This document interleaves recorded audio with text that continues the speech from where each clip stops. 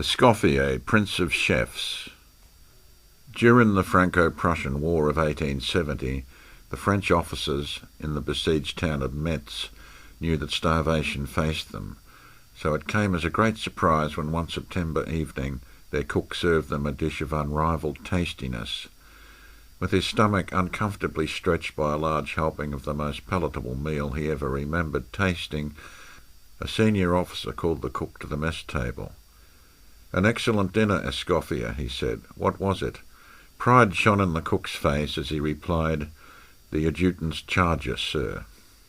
Actually, the adjutant's charger was not the only animal to find its way into Auguste Escoffier's cooking pots during the siege of Metz, for what he did with goats, dogs and cats was positively miraculous. That was not actually the beginning of Auguste Escoffier's career as possibly the greatest of chefs, for his culinary abilities were well known already. But even then, no one realised he would revolutionise the art of cooking, and in so doing change the eating habits and attitudes of those who could afford only the best.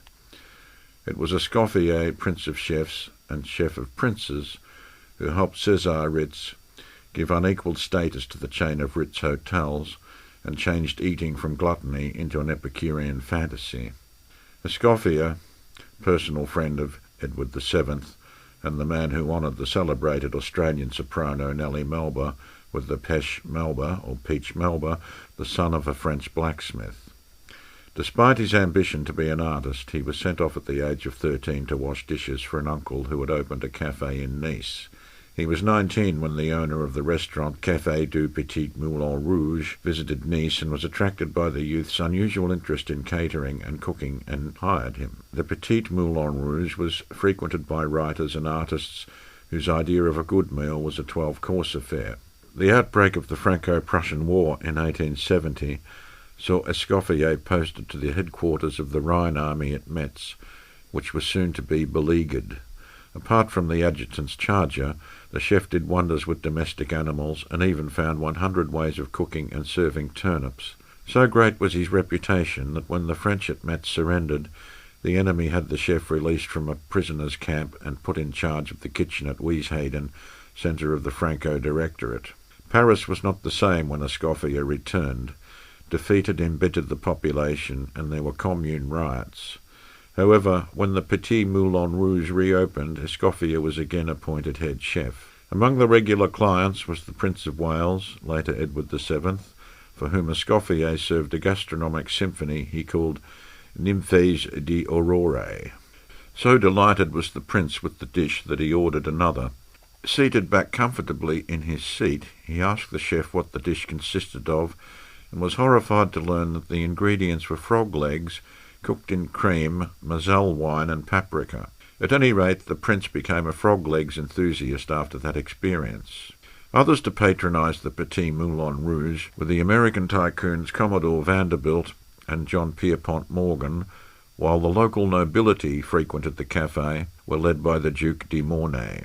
In 1878, and almost at the peak of his fame, Auguste Escoffier decided to set up his own establishment, and a year later he opened the Faisan d'Or, Golden Pheasant, at Cannes on the Riviera. Cannes, Nice and Monte Carlo were the heart of the fashionable and aristocratic world. Duchesses, Grand Dukes and magnificent harlots paraded the promenades like models. Only comparatively recently the decaying gambling casino at Monte Carlo had been rebuilt and was now a dazzling palace illuminated by thousands of sparkling jewels in the form of electric lights.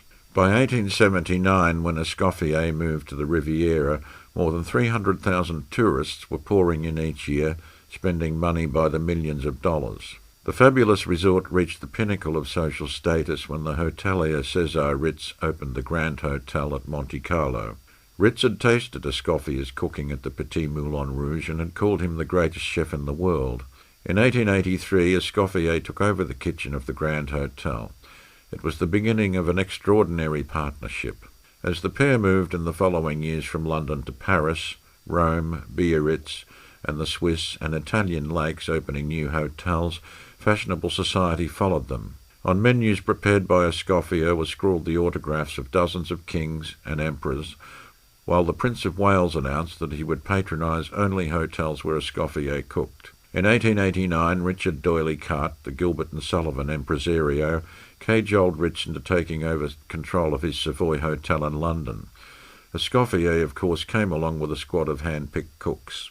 It was unthinkable that on special occasions world celebrities should eat anywhere but at the Savoy. Lily Langtry, the beauties who formed the Prince of Wales court, the famous Italian soprano Adelina Patti, and celebrated actresses like Sarah Bernhardt and Ellen Terry all adorned the establishment.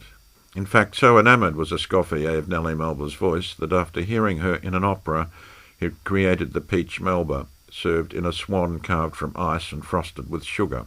In 1896, Ritz left the Savoy to open, with Escoffier, the Ritz Hotel in Paris, and again the famed chef was accompanied by a squad of devoted cooks. In July, just 3 years later, Ritz took over London's Carlton Hotel, and the French chef was sent back across the Channel to make the dining room the best in Britain.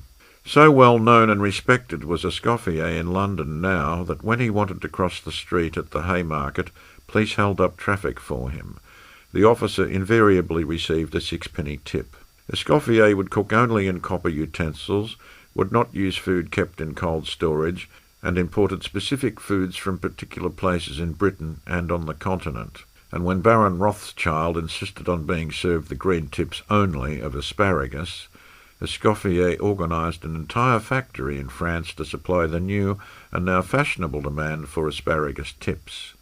He regarded his kitchen staff as artists, and when one of them hurled a plate of spaghetti at a Carlton director who abused him, the spaghetti thrower was supported by the all-powerful head chef. Meanwhile, Auguste Escoffier had been responsible for a dining room revolution that had escaped most of his patrons.